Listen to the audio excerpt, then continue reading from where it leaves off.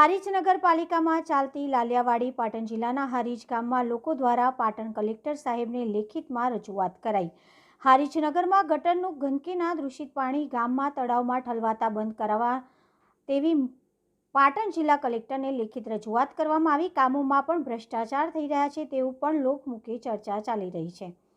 પર્યાવરણ અને તળાવની આજુબાજુના રહેઠાણ વિસ્તારમાં આરોગ્યનું ગંભીર નુકસાન થાય તેમ છે। હનુમાનજી મંદિર અને રામજી મંદિર અને નગરદેવી સિકોતર માતાના મંદિરના ભક્તો અને દર્શનાર્થીઓ લાગણી દુભાય તેમ છે, તેમજ જળચર પ્રાણીના જીવનને જોખમ છે। સરકાર શ્રી નગરપાલિકાને તળાવ બ્યુટિફિકેશનના 5 કરોડની ગ્રાન્ટ ફાળવેલ છે।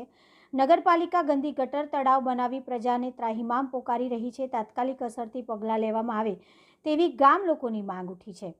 હારીજ પાલિકાની હદમાં આવતા નીચાણવાળા પરા વિસ્તાર જેવા કે સોમનાથનગર, અમૃતપરા, ઝાપટપુરા, નવા પીઠા, ભીલપુરા, રાવળવાસમાં ગુણિયા વિસ્તાર, ઇન્દિરાનગર વિસ્તાર, ખેમાસર વિસ્તાર, હારીજ હાઈવે સોસાયટી વિસ્તાર, જૂનો રાવળવાસ, કાતરિયાવાસ, જમણપુરાવાસ, 3 દરવાજા, વસરામપુરા, રાધાકૃષ્ણ ચાલી તેમજ વાણિયા ચાલી આમ તમામ વિસ્તારોમાં ગટર અને પીવાના સ્વચ્છ પાણીની ગંભીર સમસ્યા છે અને નગરપાલિકા નવા રોડ રસ્તા રિપેરિંગ કામમાં પણ ભ્રષ્ટાચાર થયા હોવાનું ગામ લોકોમાં ચર્ચાએ જોર પકડ્યું છે તેવું પણ લોકમુખે ચર્ચા ચાલી રહી છે। પાણીની પણ બુમરાળ છે। સોમનાથનગરમાં નવી ગટર લાઇનનું કામ ચાલુ કર્યા છે। પાણીનો નિકાલ ગામ તળાવમાં કરવાનું નક્કી કરેલ છે। આમ થશે તો તળાવ પ્રદૂષિત થશે, જળચર પ્રાણીઓનું અસ્તિત્વ જોખમાશે, આજુબાજુના રહીશોનું આરોગ્ય જોખમાશે, તળાવ બ્યુટિફિકેશન થઈ શકશે નહીં। તળાવનું પાણી નર્મદા જળ યોજનામાં ભરી અને રિફાઇન્ડ કરી ગામના લોકો માટે વપરાય તે હેતુસર થશે નહીં। ધાર્મિક મંદિરોના ભક્તોની લાગણી દુભાશે